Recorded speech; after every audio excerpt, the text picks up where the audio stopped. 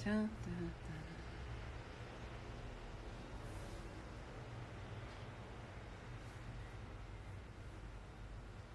Bem-vinda novamente, Cris, Branca Farias, Lulóio, seja bem-vinda. Estamos aguardando o Maurício entrar para a gente começar, enquanto ele não está aqui ainda online. Gostaria que você escrevesse qual a sua maior dúvida e o seu maior desafio em relação ao perdão. Maurício Zagari já online com a gente, que coisa boa!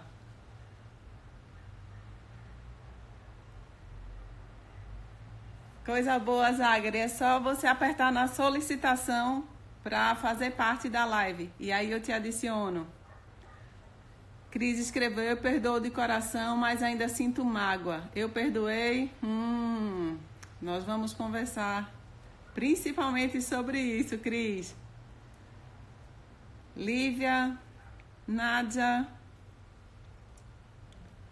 sejam todas bem-vindas. Agora,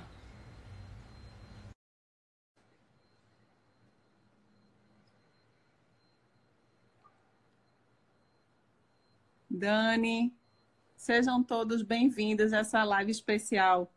Maurício, que bom tê-lo conosco. Olá, Duda. Boa noite, tudo bem? Boa Consegui, noite. né? Essa live eu posso dizer a você que é a resposta de oração. Amém. Espero que eu possa estar à altura aí e contribuir com todas aquelas que estarão aqui conosco, viu? Que bom. Estão chegando algumas pessoas. Minha amiga Eugênia Miranda, beijo grande. Muito bom contar com essa audiência, com essa participação. A Zagra estava pedindo para que as pessoas escrevessem aqui um pouco sobre qual o maior desafio delas em relação a esse tema, perdão. Né? Um tema que, como diz o meu bispo, pastor e discipulador Alexandre Ximenes, é muito bom de falar, é muito bom pregar sobre perdão. Difícil é vivê-lo, difícil é aplicá-lo na prática, é vivenciá-lo. Então, é realmente um grande desafio. E por isso que o tema dessa live escolhido foi Por que perdoar quem não merece? Seja bem-vindo, o espaço é seu. Vamos conversar. E é um excelente tema, viu? Não é? Eu estou à disposição. Você me conduz e aí a gente vai conversando, tá bem? Vamos lá, estamos aguardando ainda algumas pessoas entrarem. Muitas pessoas, Zagres, costumam confundir perdão e merecimento, perdão e esquecimento, perdão e a volta de uma convivência, né? O que você traria em relação a essas comparações, em relação ao perdão, a esses requisitos que as pessoas geralmente exigem de si mesmas para poder liberar um perdão? Eu sinto, quando eu abordo esse tema, principalmente com mulheres, que é o meu público-alvo e é com quem realmente eu tenho experiência, é como se elas precisassem esperar sentir o desejo de perdoar e também encontrar uma razão palpável para que isso seja feito, sabe? Aquela satisfação do ego, uma satisfação ao meu desejo de vingança, ao meu desejo de justiça, como um requisito para que eu possa perdoar, porque senão esse perdão seria uma espécie de benefício que eu estaria concedendo a quem me machucou. Então eu não estaria ensinando, eu estaria até abrindo espaço para que isso voltasse a se repetir, porque a pessoa já contaria com meu perdão. Enfim, são os questionamentos que eu costumo ouvir e eu vou fazer aqui exatamente o papel do público que eu atendo. Vou reproduzir para você essas perguntas para que elas tenham o grande privilégio de ouvi-lo a respeito desse assunto. Então, a gente pode conversar com isso, sobre perdão e merecimento, perdão e sentimento do desejo de perdoar, a decisão de perdoar, enfim. Vamos lá. Sim.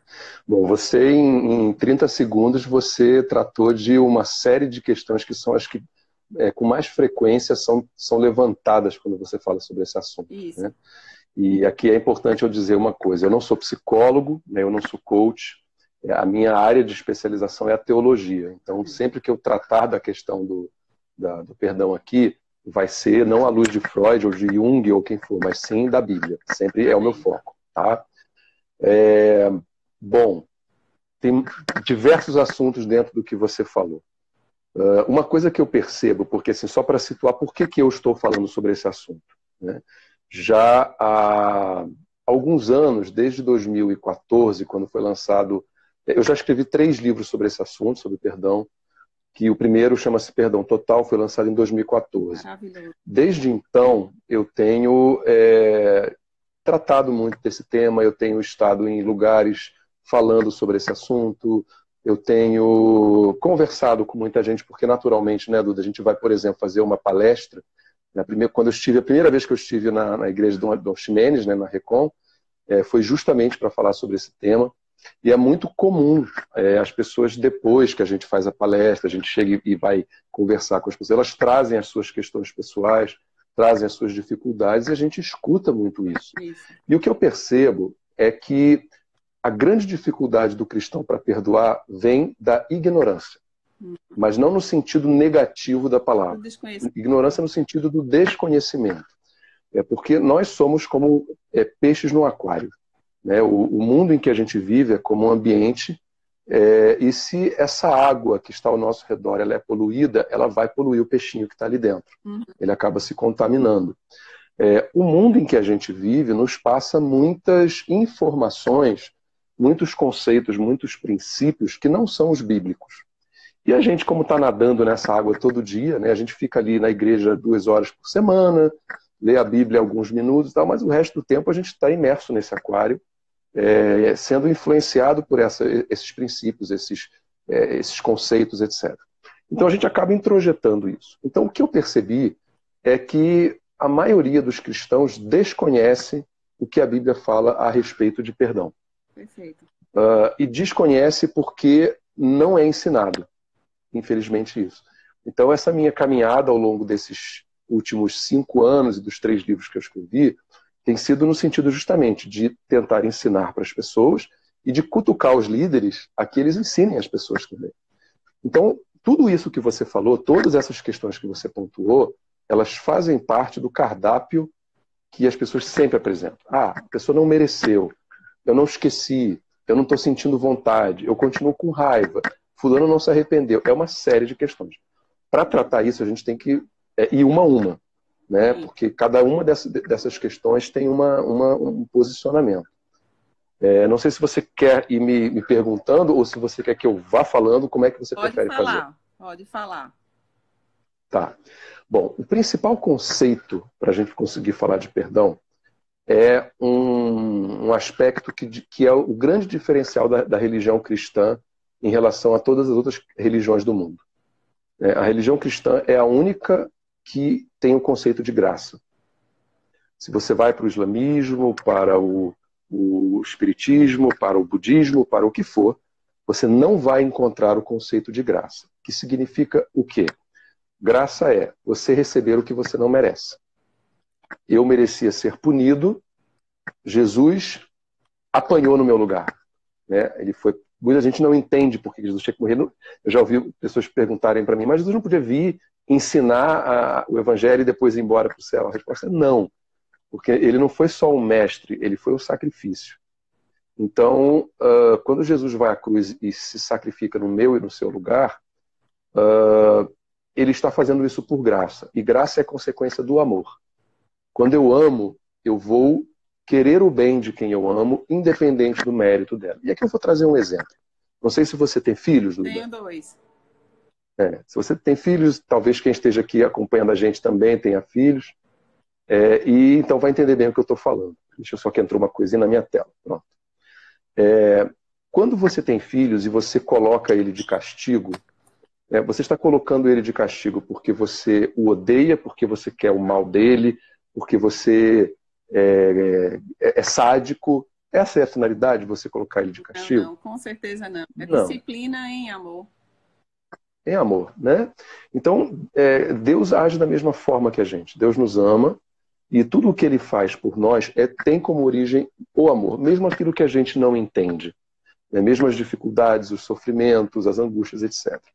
Pois bem, A graça foi Jesus nos perdoar sem que nós mereçamos, né? A pergunta que eu faço é, quando você recebe Cristo no teu coração, quando você é justificado, regenerado, você merecia ter sido salvo? De forma alguma.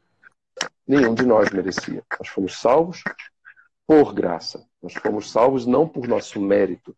O cristianismo é a única religião em que o nosso mérito não é aquilo que vai nos levar para um estágio superior, né? Se você vai para algumas religiões espiritualistas, a reencarnação que faz isso, ou seja, é o teu mérito de você ir aprendendo e melhorando. Se você vai para algumas religiões, outras religiões monoteístas, que não o cristianismo, é a lei, é o cumprimento da lei, a obediência, aquela lei que ninguém consegue cumprir. E por aí vai, né? Em outras religiões mais orientais é o karma. E não tem essa questão da graça. Então, na fé cristã, que nos diferencia de todas as outras fés do planeta, não é pelo meu mérito, não é pelo seu mérito, é pelo mérito de Cristo.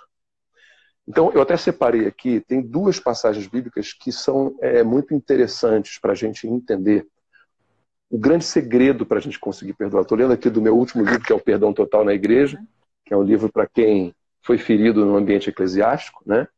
E tem um capítulo que eu chamo O Grande Segredo para Conseguir Perdoar. E tem duas passagens que falam precisamente sobre isso. A primeira está em Efésios, capítulo 4, versículo 32. E que eu vou ler só um trecho para não ficar muito extenso. Mas eu sempre recomendo que leiam o contexto inteiro, tá?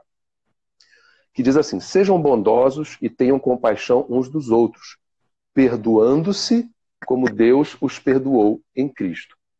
Ou seja, o que deve nos motivar a perdoar quem nos fez mal, quem nos magoou, quem nos roubou, quem nos machucou, quem nos traiu, quem nos abandonou, enfim. Cada um conhece onde dói a sua mágoa, né? Perdoando-se como Deus os perdoou em Cristo. Ou seja, é olhando para o perdão de Deus comigo que eu vou entender como é que eu tenho que perdoar o meu próximo, né? E a outra passagem está em Colossenses, capítulo 3, versículos de 12 a 14, onde Paulo escreve: sejam compreensivos uns com os outros e perdoem quem os ofender. Lembrem-se de que o Senhor os perdoou, de modo que vocês também devem perdoar.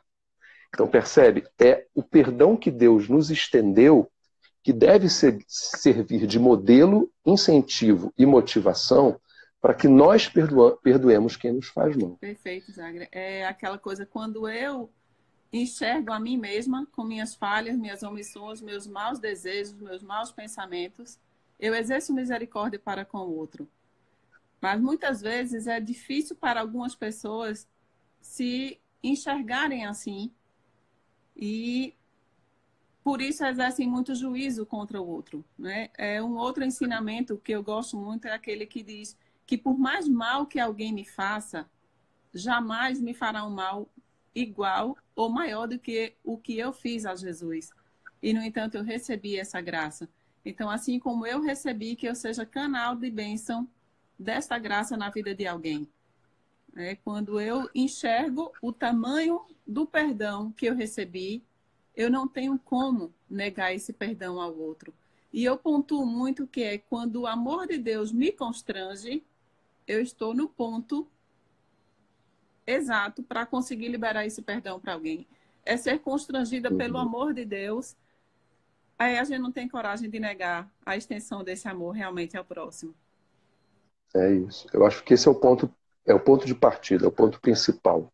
É você entender que se Deus nos perdoou, e quando Ele nos perdoou, nós não merecíamos. Exato. Eu sempre cito, por exemplo, a passagem de Jesus na cruz, porque eu vou pegar várias das frases que você mencionou no início, né, da transmissão aqui. A, eu não vou perdoar ele porque ele não merece. Ou B, eu não vou perdoar porque ele não veio me pedir perdão. Ou C, eu não vou perdoar ele porque ele não se arrependeu. Tem uma série de argumentos. Aí você lembra de Cristo na cruz, né? A gente tem que lembrar que Jesus foi preso injustamente, foi acusado injustamente, foi preso num processo ilegal pela justiça, né?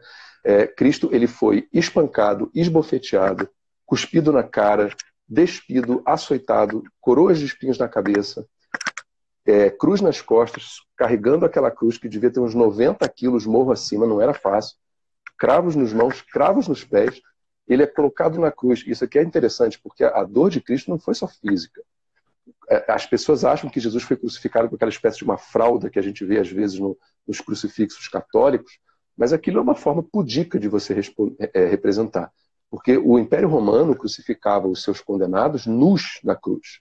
Era outro elemento. Então Jesus estava nu na frente de sua mãe, na frente de Maria, na frente daqueles que estavam escarnecendo dele. Então ele teve todas as humilhações máximas ali. E na hora que ele está crucificado, depois de passar por tudo isso, ele vira e ele vê quem no pé da cruz? As pessoas que lhe fizeram mal. Os soldados romanos e os mestres da lei judaicos. Ele olha para eles e ele certamente vira para Deus e fala assim: Pai, está ali gente que não se arrependeu, que não merece o perdão, que não veio me pedir perdão, que não mudou de opinião, então manda um raio do céu e fulmina eles. Foi isso que ele falou? Não. O que ele fala? Pai, perdoa, eles perdoa. não sabem o que fazem. E o Estevão também, ao ser apedrejado, quando ele olhou para os céus, ele vislumbrou a glória de Deus, ele conseguiu imediatamente repetir, né, essa mesma frase, dizer: Pai, perdoa, eles não sabem o que fazem. E aí, eu lembro de uma parte do seu livro, Perdão Total no Casamento, onde você fala que por que o perdão é tão difícil e exige tanto de nós? E ele contraria a nossa natureza humana, porque a gente não precisa perdoar quem nos presenteou, quem foi gentil, quem nos fez algo bom. A gente precisa perdoar exatamente aquele que nos feriu, que nos machucou, que deixou cicatrizes realmente, né? Sejam emocionais, sejam físicas em nossa vida. E é por isso que é tão desafiador. Porque quando eu olho para essas machucaduras, eu pergunto: por qual razão eu vou perdoar quem me fez isso se eu sou vítima? E aí, muitas vezes ele nem sequer pediu esse perdão. E aí as pessoas entendem, e essa dificuldade tem a ver com o fato de achar que esse perdão é um favor que eu faço ao outro. Então, na minha cabeça começa esse raciocínio: alguém me machuca, alguém deixa em mim uma cicatriz física ou emocional, e eu ainda tenho que fazer o favor de perdoar essa pessoa pelo que ela me fez. Ah, isso é demais, tá? Né? E aí, quando a gente entende que o perdão é a faxina da nossa alma, para além de ser um mandamento de Deus, para além de ser uma condição para que nós recebamos esse perdão, como a oração que ele ensinou, de dizer: Pai, perdoa assim como eu tenho perdoado a quem me tem ofendido, na mesma proporção, na mesma condição. Então, se eu não perdoo, eu mesma estou dizendo a Deus: retém perdão para mim, porque eu não tenho como cumprir a extensão, a condição dele, né? Então, o raciocínio que as pessoas que não conseguem perdoar é esse: se a pessoa não merece, quer dizer que alguém me machuca e sou eu que tenho que fazer um favor? E não lembram que, na realidade, estão cumprindo um mandamento, e para além de cumprir o mandamento, estão se libertando dessa pessoa, porque quanto mais mágoa eu retenho, mais essa pessoa vai me fazer companhia durante todo o dia, porque eu não vou parar de pensar, eu não vou parar de agir em direção ao que eu sinto por essa pessoa. Ou seja, esse sentimento vai estar me controlando dia a dia, quando eu poderia estar liberta e sentindo paz em relação a isso. Exato. A gente tem que lembrar o seguinte: quando a gente não perdoa alguém que nos fez mal, a gente vive uma realidade que a gente chama de ressentimento. Isso. Né? O que é o ressentimento? O ressentimento é exatamente o que a palavra diz: é ressentimento, ou seja, é sentir de novo. Ou seja, a dor... Aquela dor, pois é. Isso, vivenciar a dor. Então, a dor que você sentiu no momento da ofensa, no momento da mágoa, do que for, aquilo te impacta. Você chora, aquilo dói. Quando você não perdoa, no dia seguinte você sente de novo. E no terceiro dia você sente de novo. E você vai sentindo pro resto da vida. Então, quando a gente não consegue perdoar, a gente vai carregar um fardo muito pesado de ressentimento. Você tocou num aspecto muito importante. O perdão não é um favor para o outro. O favor primeiro é um mandamento, que tem consequências graves, porque tem realidades que a gente às vezes não trata, porque a gente não quer ser, sei lá, não quer pesar a mão em cima das pessoas, mas que são realidades bíblicas, né?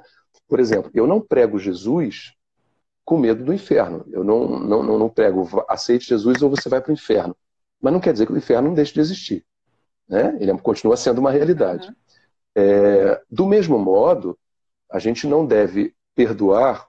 Duda, eu acho que a sua câmera virou, tá? Só para te avisar. Um instante. Então, assim, a gente não deve perdoar com medo das consequências. A gente deve fazer porque isso é algo bom, é algo positivo, é algo libertador.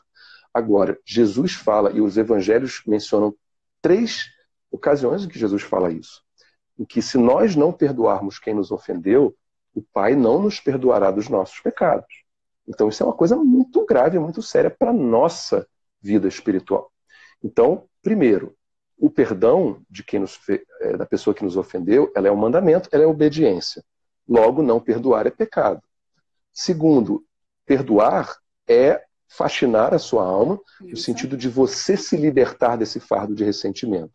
E com isso, você se livra, inclusive, dos teus próprios pecados. Porque quando Jesus fala, se você não perdoa, você não vai ser perdoado, os meus pecados continuam sobre mim. Isso. Né? Uma coisa muito importante, que eu acho muito importante a gente tratar, Duda, voltando até um pouquinho porque a gente falou no início, do desconhecimento das pessoas sobre esse assunto, é que a gente está aqui falando, você precisa perdoar. Eu acho que qualquer cristão sabe que tem que perdoar, né? Agora, quando você fala isso, você já remete para uma outra pergunta que é fundamental. Ok, eu entendo que eu tenho que perdoar, eu quero perdoar. Agora, o que é perdoar? Isso. Se eu não compreendo exatamente o que é perdoar, eu gosto se você não entende o que é perdoar, você não vai viver isso. Lembrar sem mágoa. Não é esquecer, porque esquecimento é amnésia, mas é lembrar sem mágoa. Eu acho que passa por aí, né? Porque assim, eu vou para a Bíblia, tá, Duda? Eu vou pegar a definição bíblica. A gente vê aquela parábola do credor incompassivo, onde Jesus fala especificamente sobre isso, né? Onde a pessoa, caso alguém aqui não lembre, né? A pessoa, ela tinha uma dívida, foi perdoada, aí ela saiu do perdão que lhe estenderam, ela encontra a pessoa que devia a ela manda prender essa pessoa, né? Então, assim, literalmente, o perdão, a definição bíblica, se você quiser definir biblicamente o perdão, é cancelamento de dívida. Né? Exatamente, quando a pessoa te magoa, quando ela te ofende, ela contrai uma dívida. Seja uma dívida moral, uma dívida espiritual, uma dívida relacional, o que for. Porém, o que acontece? Se eu entendo que essa pessoa tem que pagar essa dívida, ela tem o poder de me livrar da minha dor.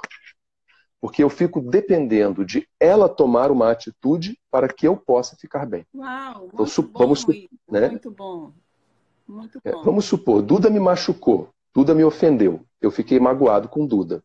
Então eu estou esperando, Duda tem que vir me pedir perdão. Então, tô nas mãos Duda dela. tem que se arrepender. A minha libertação, a minha paz está nas tuas mãos. Perfeito. Quando eu consigo compreender que o perdão não depende do teu mérito, depende da graça que existe no meu coração, e que você não tem que pagar a dívida, eu tenho que perdoar a dívida, o poder sai da tua mão e vem para minha mão. Perfeito. Muito bom. Então, eu olho para você, eu escrevi isso no Perdão Total na Igreja, é um assunto que eu trato, como Paulo fala lá em 2 Coríntios, né? O bem que eu quero fazer eu não faço, mas o mal que eu não quero esse eu faço, miserável homem que eu sou. E ele fala que nós somos habitação do pecado, o pecado habita em nós.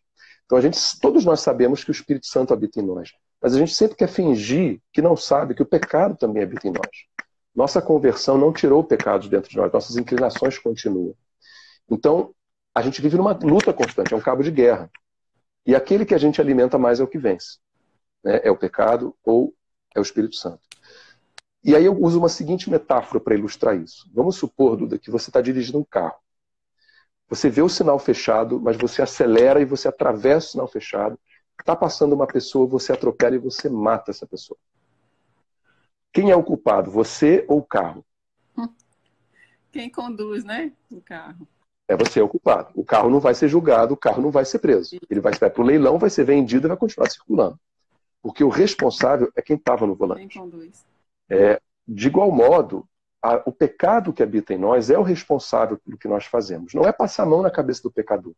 Mas quando você entende que o pecador é o carro na mão do pecado que o dirige, você consegue vê-lo como um instrumento e não como um causador. E aí você não tem ódio da pessoa, você tem ódio do pecado. E com isso você consegue olhar para essas pessoas como Cristo olhou para aqueles homens no Calvário e como Estevão olhou para os seus executores, dizendo que eles não sabem o que fazem. Em outras palavras, eu vou fazer uma paráfrase aqui. Eles são carros na mão do pecado. Eles não estão, eles são, né? Quando são poderiam instrumentos, né? agir sob a influência do Espírito Santo que age em nós, que opera em nós o querer e o realizar, nós estamos nos deixando levar pela ação do pecado. Né? E aí Isso. E muita com gente diz assim, isso, mas eu não consigo perdoar. Mas é exatamente quando a gente é fraco, quando a gente não consegue, que a gente é forte, porque é o poder de Deus se aperfeiçoando na nossa fraqueza. Então, se eu não consigo perdoar, eu estou exatamente no ponto de dizer, Senhor, opera em mim esse querer e esse realizar. Espírito Santo de Deus, age na minha natureza pecaminosa também. Né? E me faz liberar perdão. Por isso que eu não preciso esperar sentir o desejo de perdoar. Eu preciso decidir perdoar e pedir que o Espírito Santo faça o que eu não posso fazer. Né? É o Deus do impossível agindo sobre mim. É a especialidade, o que é impossível para nós é a especialidade de Deus. E me fazendo liberar esse perdão. Então, se a gente for buscar razões para perdoar, dificilmente a gente vai encontrar razões palpáveis, a não ser o mandamento verdadeiramente, né? Seguir em obediência a Deus. Né? Não permitir que um outro me faça agir em desobediência a esse mandamento, porque eu estou entregando um poder muito grande a essa pessoa de me afastar de uma comunhão com Deus por conta de uma retenção, de um perdão, e por eu estar me alimentando de mágoa, de ressentimento, de muitas vezes de culpa, e nutrindo tanto o meu coração quanto o meu espírito de todos esses sentimentos negativos que a Bíblia diz sobre tudo que você deve guardar. Guarda o teu coração, pois dele procedem todas as coisas. Então, com o que eu estou alimentando o meu coração? Com retenção de perdão, com mágoa, com ressentimento, ou com o desejo de liberar esse perdão e pedindo ao Senhor que opere quando eu não conseguir fazer isso?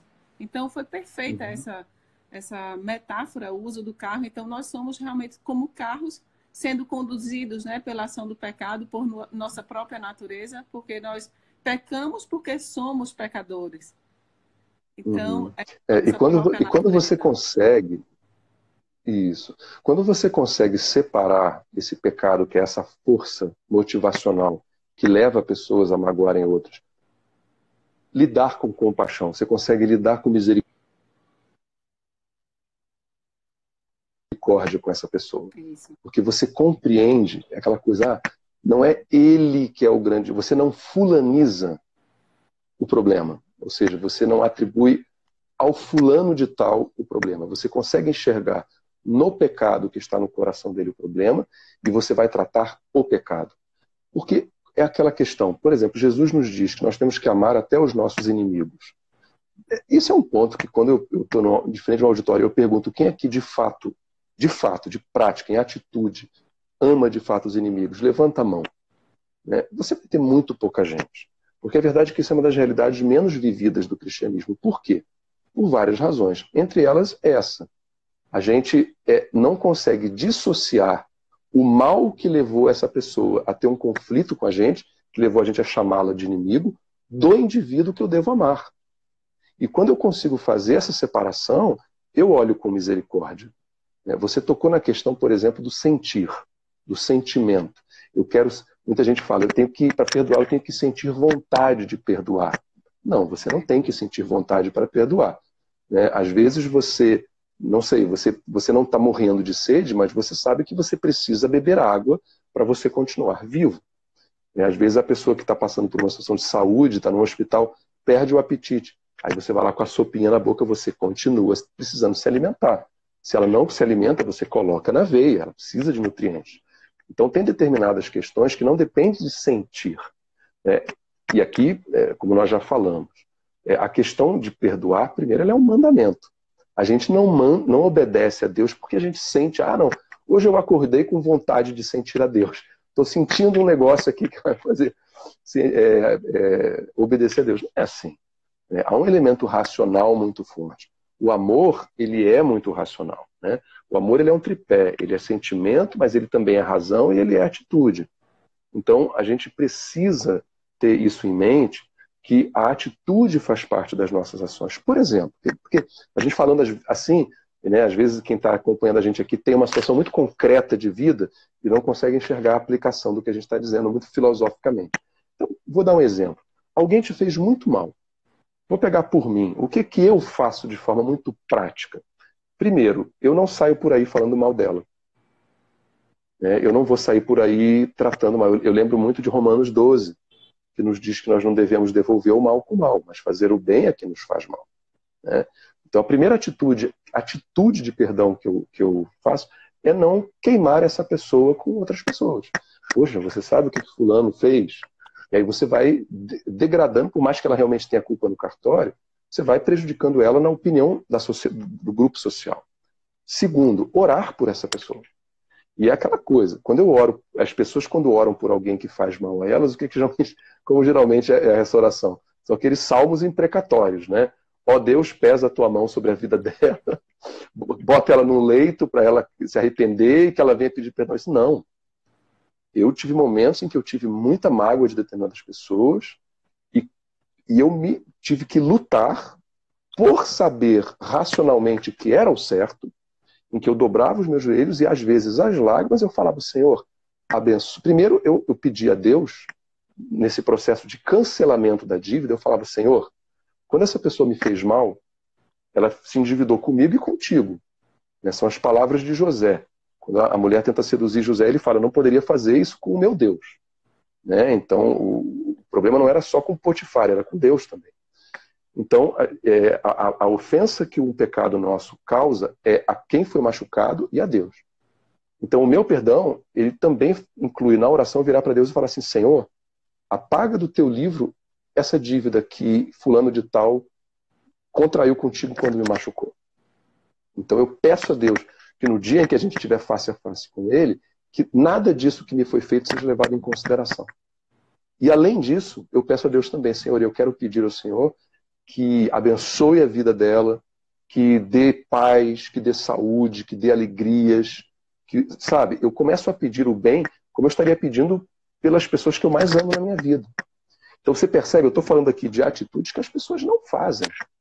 E tudo isso são demonstrações práticas desse perdão, que demonstram o seu perdão. No meu caso, eu costumo fazer, eu peço assim, Senhor, me mostra onde eu estaria se não fosse a tua graça sobre a minha vida. E uma vez constrangida por essa graça, me faz canal dessa graça para esse alguém também.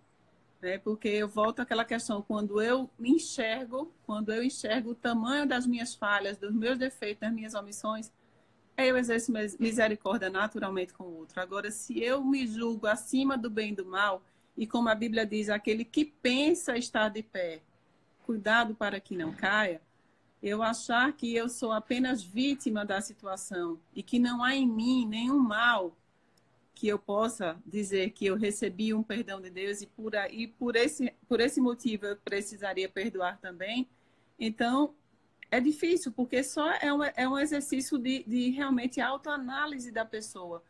Quando você enxergar exatamente quem você é e o tamanho da graça que você recebeu, aí sim é aquele start para que você veja que você não tem outra opção a não ser estender esse perdão.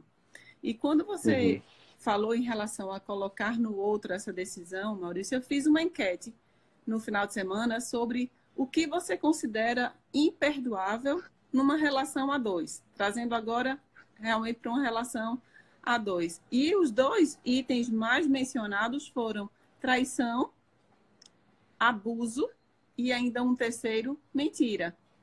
Então, especificamente na traição, você me fez lembrar quando diz, quando alguém peca contra mim, está pecando primeiro contra Deus.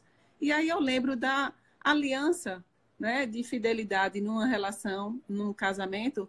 E quando alguém quebra essa aliança, está quebrando também a aliança que fez com Deus, com o Senhor primeiro, para depois quebrar comigo.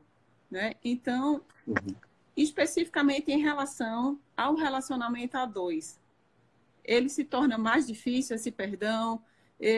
Como é que você na prática pode fazer? Porque quando a gente fala que perdoar não é necessariamente voltar a conviver, a gente está falando de um relacionamento social, muitas vezes até familiar, com parentes de segundo, terceiro grau. mas é quando essa relação é a dois, em que não existe esse afastamento prudencial, você tem que estar no convívio, no dia a dia, numa rotina, e tendo que trabalhar esse desejo de perdoar o outro. Uhum. O perdão divino, o perdão ele é sempre o primeiro caminho. Por quê? Porque ele é baseado na graça, que é baseada no amor. Então, se a gente faz uma trilha de elementos de Deus até a gente vai, para chegar em Deus, a gente tem que passar pelo perdão. No caso conjugal, Jesus abriu uma exceção, né? É o caso em que Jesus fala que é permitido, por exemplo, um divórcio. Mas Jesus não diz que você não deve perdoar, porque isso é uma questão que as pessoas costumam confundir. Você tem a liberdade pela palavra de Deus de se divorciar num caso de traição? Tem. Você é obrigado a se divorciar? Não. Quando você se divorcia, você deve perdoar? Deve. São coisas separadas, né? Eu não acho que... Quando é que é mais difícil você perdoar? Quando você é um ser humano. Tá? Quando você não é um ser humano, é muito fácil você perdoar. Porque o que acontece? Vem da nossa natureza. Nós nascemos em pecado, nós temos uma inclinação pecaminosa, que vem desde os nossos primeiros pais. Qual é a nossa reação imediata a uma ofensa? Né? Vamos supor, eu sempre gosto de usar esse exemplo. Você está lá no supermercado, Duda, fazendo as suas compras, daqui a pouco vem uma senhorinha muito enfesada com o seu carrinho, quer passar, você está tampando o corredor e ela vai muito enfesada e tum, dá com o carrinho no seu calcanhar e pum, deu aquela dor. Qual é a tua reação imediata? Você vira para ele e fala assim: ô, minha querida, eu te perdoo em nome de Jesus. É isso que você faz? Não. A tua reação imediata é você mandar essa mulher para o quinto dos infernos. Né? Você vai xingá-la, você vai falar, tá maluca, você vai ofender. A nossa reação imediata sempre é o revide, pela nossa natureza humana. Então eu costumo usar uma metáfora, que é a metáfora do Rio Amazonas. Não sei se você teve a oportunidade de navegar no Rio Amazonas ou de estar às margens do Rio Amazonas. Não, ainda não. É um rio tão caudaloso, com uma força tão potente de água, de tantos milhões de litros de água por segundo, que em alguns pontos você não consegue nem ver a outra margem. Você imagina que você está nesse rio e você imagina que esse rio representa a tua natureza humana. Seguir a tua natureza humana, aquilo que é fácil, é você sentar numa boia, você relaxar e você deixar a vida te levar. Isso é o que a tua natureza pede. É o que é fácil. Eu vou me vingar, eu vou retribuir, eu vou parar de falar, eu vou cortar relações, eu vou xingar, eu vou jogar o nome dele para todo mundo saber quem ele é, papapá, papapá. Isso é vingança, é relaxar. Jesus não nos chamou para relaxar. Jesus nos chamou para nadar contra a corrente. O evangelho é contra a correnteza, é ir em oposição ao que o mundo nos prega. Então, é para a gente nadar Rio Amazonas acima. Agora você imagina você no Rio Amazonas tendo que nadar na contracorrente. Você vai fazer um esforço sobre-humano, você vai ficar exausta. Então, às vezes, e muitas vezes, seguir a natureza de Deus, naquilo que contraria os nossos impulsos e a nossa natureza, exige um esforço sobre-humano. E é por isso que a gente tem que ser tão dependente de Deus para que Ele nos ajude nesse sentido. Né? Então, é duro, é difícil. Muitas pessoas falam, porque até hoje eu não consigo, porque é muito difícil. Eu sei. Eu lembro quando eu estive numa igreja que eu fui procurado ao final de uma ministração por uma senhora que o melhor amigo do filho dela, que era como o segundo filho dela, assassinou o filho. Você imagina a dor que essa senhora não sentiu e você não imagina a dificuldade para perdoar esse rapaz. Né? Que ela acolheu durante tantos anos na casa dela e que por uma situação matou o filho. Você vai dizer para essa senhora que é fácil você perdoar? Não, ó. É muita abraçada que você tem que dar. E agora, a gente tem que lembrar. Não tem como apagar. Não tem. São coisas separadas, né? Se eu jogo para cima uma faca e eu me arrependo, ainda assim ela vai cair em cima de mim. Ela vai me machucar. A consequência do pecado. Tem as consequências, né? Perdão, eu me perdi um pouquinho, eu estava falando da dificuldade, sim. E a gente tem que lembrar que, em certa ocasião, quando Jesus estava pregando o Evangelho, o grupo das pessoas que estavam seguindo para ele viram e falaram assim: Senhor, mas essa palavra é muito dura. Se for assim, não dá para continuar seguindo. E o que eles fizeram? Eles foram embora, porque era duro. Jesus podia ter ido atrás e falado assim: não, volta aqui que eu vou amenizar um pouco o discurso. Deixa eu fazer a coisa ficar mais light para você. Deixa eu vender um evangelho light, que é aquele que só prega alegria todo dia, felicidade eterna sem sofrimento, que não é o evangelho de Cristo. Ele não faz isso. Ele deixa eles irem embora, mantém a fidelidade à sua palavra, aí ele vira para os 12 e fala, vocês também vão? E aí Pedro fala, Senhor, mas para onde iremos? Só tu tens as palavras de vida, né? Então, a gente tem que entender que muitas vezes fazer o certo vai exigir de nós esforço. E fazer o certo significa obedecer a Deus. E é muito interessante, quando você muitas vezes conversa com uma pessoa que não conhece Cristo, ela vai te dizer, não, porque essa religião de vocês aí é muito sobre pode, não pode, pode isso, pode aquilo. Só que não é isso. Quando você vai ver os mandamentos de Deus, eles são feitos para o nosso próprio benefício. Né? Zagri, muitas vezes as pessoas querem uma garantia de que o outro não vai reincidir, que não vai fazer novamente, para que possa ser perdoado. E aí eu lembro do Senhor fazendo uma metáfora e dizendo que nós devemos perdoar 70 vezes 7, ou seja, vai acontecer novamente, né? E muitas vezes nós criamos expectativas e nós nos frustramos em cima da expectativa que nós mesmos criamos. E a gente volta para Efésios e Colossenses, aquelas passagens que eu li, né, em que ensina que a gente tem que tomar o perdão de Deus a nós como nosso perdão para o próximo, como exemplo do nosso perdão para o próximo. Assim como. Porque, e eu lhe pergunto, nós fomos perdoados no momento da justificação? Fomos. Mas a gente não continua pecando todos os dias? Exato. Né? Davi, por exemplo, que eu acho uma das pessoas mais fascinantes da Bíblia, Davi, ele peca lá com Batseba, com Urias, aquela situação toda, Deus manda o profeta Natã, ele é perdoado. Tem a consequência, o filho dele morre. Aí ele é restabelecido, escreve lá o Salmo 51, aquela coisa toda. Você vira 1, 2 páginas da Bíblia, você pega Davi daqui a pouco fazendo o censo, o recenseamento. A questão de vaidade e de orgulho. Era outro pecado, mas ele pecou. E aí Deus manda de novo o profeta, dessa vez o profeta Gade, e tem mais consequência. Tem uma praga lá, morre um monte de milhares de pessoas do reino. Né? Então Deus sabe, o Salmo 103 fala que Deus sabe que nós somos pó. Ele olha para a gente com essa misericórdia, sempre disposto a nos perdoar. E assim como ele faz com a gente, nós devemos fazer com o outro. Agora, aqui tem um ponto. Né? E aí vem também uma outra questão que você mencionou no início da nossa transmissão. Perdoar significa continuar fazendo tudo como era antes? A gente deleta isso aqui da nossa vida e vamos retomar? Não necessariamente. Até porque se a gente voltar a ter um tipo de convivência, alguma relação, alguma coisa assim, se isso nos coloca numa situação de risco, por exemplo, nós não devemos voltar a conviver. Vou dar um exemplo prático. Vamos supor que você tem um filho, uma filha, e uma pessoa que você conhece abusa sexualmente dessa criança. Tá? Ele vai ter que responder criminalmente. Você deve perdoá-lo? Deve. Agora, depois que essa pessoa for liberta da prisão, você vai falar, não, eu te perdoei, volta a conviver aqui, só fica sozinho de novo no mesmo quarto com a minha filha.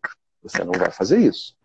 Concorda? Uhum. Então, assim, o perdão, ele não necessariamente exige que você volte ao ponto em que aconteceu, no sentido da consequência. Às vezes existem medidas profiláticas, que vão evitar situações. Então, uma vez eu me lembro, eu estava conversando com uma certa pessoa que havia um membro de sua família que era uma pessoa terrível, que fazia um monte de coisa e vivia deixando ele com ódio no coração. E um dia, a gente tratando e conversando, ele conseguiu perdoar essa pessoa. E aí, ele chegou no dia seguinte, no próximo evento que houve de família, e ele pensou assim, ele falou, bom, já que eu perdoei, eu vou sentar lá do lado dele e vou puxar papo. E o cara foi, sentou do lado, puxou papo, aquela pessoa continuou tendo aquela atitude, e daqui a pouco ele estava batendo boca com a pessoa, porque ele não conseguiu se segurar. E aí, quando ele veio me contar isso, eu falei, olha, eu acho que no próximo evento de família que você for, você vai lá, você cumprimenta, você abraça, mas você não precisa ficar tão perto. Senta em outro grupo, fica afastado. Entende? Então, o perdão, ele não vai fazer necessariamente você colocar você de novo naquela mesma situação que pode gerar pecados. Isso seria, inclusive, em termos bíblicos, uma burrice espiritual. Para que eu vou me colocar numa situação de pecado? Eu vou dar um passo atrás, vou me prevenir para que essa situação não venha a acontecer. Como o Salmos 1 diz, né? Não assentar na roda dos escarnecedores. Então, seria realmente uma forma de evitar. Tem alguns comentários aqui, deixa-me ver. Cris diz, eu perdoei de coração, mas ainda sinto mágoa. Eu perdoei? Isso é aquilo que a gente falou, Cris. Perdoar não necessariamente está ligado ao sentir. Eu vou dar um exemplo para você aqui, tá? Imagina que você queima a sua mão. Você está no fogão, pegou numa panela, aquela coisa que acontece, queimou. Isso já aconteceu com quase todos nós, né? Eu não estou te ouvindo aqui agora, né? Deixa eu ver se sobe aqui. É que tem um monte de comentário que os comentários pararam aqui para mim, eu não fiquei vendo. Mas você queimou a sua mão. Você sentiu aquela dor, né? Aquilo doeu demais. Só que o tempo fez aquela bolha, você não conseguia encostar em nada. Se foi num lugar onde a roupa roçava, você tinha que ficar levantando para não ficar roçando, doía. O tempo foi passando e você foi passando pomada ali, né? Que é o perdão, na metáfora. Vai tratando, vai tratando, vai tratando. Um dia, aquilo sumiu. Você não sente mais a dor. Hoje você pode bater, tocar, roçar onde você fez a queimadura, mas não dói mais. Pode até ter uma cicatriz, né? A minha sogra, por exemplo, teve uma grande queimadura no braço. Ela tem uma marca no braço. Podem ficar cicatrizes. A pergunta é, ainda dói? Né? Ainda dói daquele jeito? Então, o perdão... E aí a gente fica esperando parar de doer para perdoar. Ou seja, a gente espera parar de doer para botar a pomada. É o contrário. Você tem que botar a pomada para parar de doer. Percebe, Cris? Então, o perdão, ele tem que vir, e aí, uma vez que o perdão vem, é que isso vai sendo tratado no teu coração e a dor vai desaparecendo. Lembra que, muitas vezes, isso vem num processo. Né? Às vezes, não. Tem gente que consegue perdoar num ato instantâneo, mas, às vezes, isso acontece num processo. E o que você precisa é começar a usar essas práticas de perdão para que você consiga, com o passar do tempo, não sentir dor. E lembre-se de uma coisa. Nós não estamos falando aqui dessa caneta, a gente não está falando de coisas meramente físicas e materiais. Nós estamos falando do evangelho divino. Nós estamos falando de sobrenaturalidade. Então nós entendemos que se nós cumprimos um mandamento de Deus, o Senhor entra e ele age. Então quando nós perdoamos, nós entendemos que pelo amor e pela graça de Deus, ele começa a trabalhar no nosso coração. Então, além da questão emocional do nosso tratar, Deus também começa a tratar com a gente. Eu posso dizer, por exemplo, desculpa, eu vou ter que falar do livro de novo, mas é para contextualizar.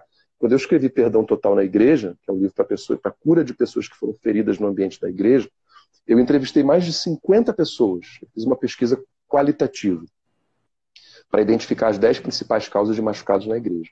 E nessas conversas, eu fui conversando com muitas pessoas em muitas situações. E uma coisa que ficou muito clara para mim, depois de ter conversado com elas, é que aquelas pessoas que conseguiram perdoar, hoje elas têm uma paz enorme no coração. Elas conseguem falar, cara, eu lembro, eu não esqueci, eu não tive amnésia, mas isso já não está todo dia no meu pensamento, isso não me machuca todo dia, eu não fico com ressentimento. A vida seguiu. Se eu paro, se eu penso, eu me sinto chateado. Mas não é uma coisa que fica me esmagando todos os dias. Quem não perdoa, continua sendo esmagado por aquele ressentimento. Então fica a sugestão prática para você, Cris. Comece a trabalhar em oração, em fazer o bem, tudo isso, e com um real desejo no coração, racional, de perdoar essa pessoa que te fez mal. Eu tenho certeza, pela experiência, pela palavra de Deus, que aos poucos você vai ver que essa dor que você sente, ela vai começar a ser amainada, tá? Aí tem mais um comentário, acho que é Cida. Cida, eu perdoei de verdade, não sinto mágoa, mas não quero falar nem me aproximar da pessoa nesta vida. Só desejo paz e felicidade para ela, conviver jamais. Perfeito, não há nenhum problema. Cida, né? Se a Cida voltar a conviver, levar ela a pecar por raiva, por ressentimento, por ódio, por isso, porque não tem necessidade. Né? Então, não há nenhum problema no que você expôs. Como uma pessoa escreveu também, meu casamento acabou por uma violência doméstica. Não consigo perdoar. O que fazer? Bom, aí a gente tem coisas diferentes. Né? A violência doméstica, ela não é explicitada nas palavras de Jesus como uma autorização para o divórcio. Porém, a gente tem que lembrar que Jesus fala sobre a infidelidade, sobre a questão sexual, né, o pornos, a porneia, mas Paulo fala sobre o abandono. Né, se a pessoa, se o cônjuge o abandona, deixa-o ir. E muitos teólogos entendem que o abuso, que a agressão física, é um abandono. E também é uma traição. Embora não seja traição no sentido que Jesus falou, porque Jesus foi muito específico, porque a palavra no grego, pornos, é da área da sexualidade. Não é uma traição, por exemplo, um sócio que roubou o outro, traiu e roubou o outro, é na área da sexualidade. Mas entende-se que o abuso, a violência, ela está incluída nessa questão do abandono. É alguém que abandonou os votos, abandonou a aliança. Ela já abandonou o casamento ao fazer isso, embora não tenha assinado um papel. Isso é uma linha adotada por muitos teólogos muito respeitados. Eu, pessoalmente, eu entendo dessa maneira. Porque eu não consigo entender Deus colocando os seus filhos numa situação, inclusive, que expõe suas vidas ao risco. Né? Porque um marido ou uma esposa, violência doméstica não é exclusividade de homens, né? Embora pela questão da força física isso aconteça com mais frequência. Mas eu, por exemplo, a minha esposa luta Muay Thai. Eu sou, que é boxe tailandês, eu sou fraquinho, só fico lendo livro aqui o dia inteiro. Se ela quiser me bater, eu vou apanhar dela. Então aqui em casa a coisa é o contrário. Mas geralmente o homem é quem tem a força física. Então, assim, seja quem for que causar essa agressão, no meu entendimento teológico, essa pessoa já não está cumprindo mais os votos conjugais. Ela já não está mais dentro do pacto, ela rompeu o pacto. Então, no meu entendimento, Maurício, como teólogo, como é que é o nome dela? Perdão, eu não guardei. Eu sou muito ruim para guardar. Eu não mencionei esse nome. Desculpa, mas a irmã que colocou, ela sabe que é ela. Tá? Então, desculpa, querida, eu esqueci de guardar o seu nome, mas que você entenda que, no meu entendimento teológico, o teu divórcio é válido. Tá? Agora, a questão é o divórcio. A outra coisa é o perdão. Né? E para isso você tem que tratar... Eu, assim, tenho caminho, porque é muito difícil. A gente aqui está falando algumas coisas, mas eu posso te apontar alguns caminhos práticos para isso. E pela minha experiência, isso vem através do conhecimento do que a palavra diz, da introjeção dessa verdade que nos leva a viver essa verdade. Então, o primeiro passo que eu acho que você tem que fazer, você deve procurar o seu pastor. Você deve procurar o seu líder espiritual para conversar com ele e que ele a ampare nessa caminhada. Para te mostrar, olha, você está errando aqui. Você não consegue perdoar porque isso aqui é um conceito que você está vivendo de forma errada. Então, um pastor é uma pessoa muito bem gabaritada para te ajudar. Além disso, desculpa se isso parece como merchandising, mas eu não tenho outro caminho. Eu escrevi 3 livros justamente para oferecer resposta para uma pessoa que diz o que você está falando. Então, com a sua autorização, Duda, eu vou mostrar aqui. Ó. Esse aqui é o livro que eu escrevi, é o Perdão Total. Um livro para quem não se perdoa e para quem não consegue perdoar. É exatamente o seu caso. Justamente eu escrevi esse livro para oferecer respostas bíblicas para pessoas como você, que dizem, eu não consigo perdoar. Está aqui no subtítulo, para pessoas que não conseguem perdoar. O que eu fiz nesse livro? Eu fui na Bíblia e pesquisei, aqui tem mais de 350 passagens bíblicas aqui dentro, digeridas de uma forma muito simples para ser entendida, para que eu possa mostrar a verdade bíblica para os meus irmãos que vierem a ler e que, através disso, elas consigam encontrar a sua paz de espírito e o perdão. Então, eu queria deixar uma sugestão, não tem nada a ver com vendas, eu não vim aqui para isso, mas eu te sugeriria que não é só isso, tá? Além de procurar o seu pastor, para você ser tratada, que você também busque esse livro. Ele está aí em qualquer lugar que você buscar. Está na Amazon, está no site da Editora Mundo Cristão, está nas lojas americanas, enfim. Onde você procurar, você vai achar. Se você for de Recife, está aí na livraria Luz e Vida. Se você for da Recon, ele deve estar aí na livraria da Recon também. Né? Então, é muito fácil de você achar. E eu acho que vai te ajudar muito pelo feedback que eu estou tendo. Tá? Para você ter uma ideia, esse livro ele foi lançado em 2014. Geralmente um livro, em média, ele vende 1.000, 2.000 exemplares, ele já foi vendido 36 mil. Isso quer dizer o que? É um livro maravilhoso? Não. Ele é um livro muito simples, mas ele traz verdades bíblicas. E por isso tem tido boca a boca, as pessoas recomendam, dão de presente, e por isso tem ajudado pessoas. Eu gostaria de deixar essa sugestão que, por favor, entenda no meu coração, não é para vender, é para te fazer bem. Tá? E a partir do entendimento das verdades bíblicas, eu tenho muita convicção de que você vai conseguir perdoar. Tá? Maravilha. Olha só, a nossa conversa foi tão boa que o tempo passa e a gente nem percebe. Estamos no limite que é concedido pela live, que é de 1 hora, senão ela mesma cai.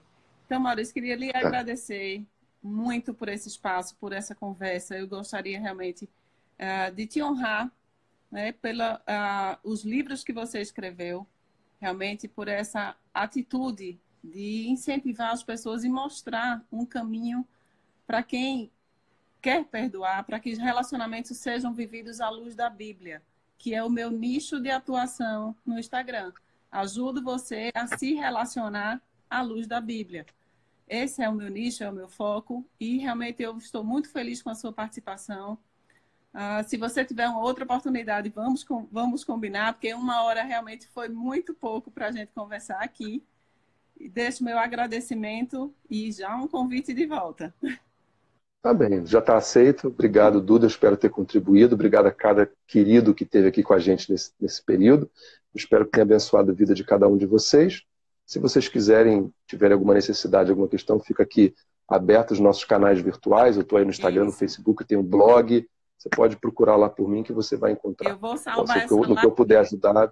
Vou salvar a live e vou disponibilizar também. Ela fica disponível por 24 horas. Tá bom? Tá bom, Zagari, querida. mais uma Obrigado, vez, obrigada. Um prazer. Até uma próxima. Beijo grande. Gente, obrigado. Um beijo no coração de todos. Deus abençoe. Beijo. Tchau, tchau.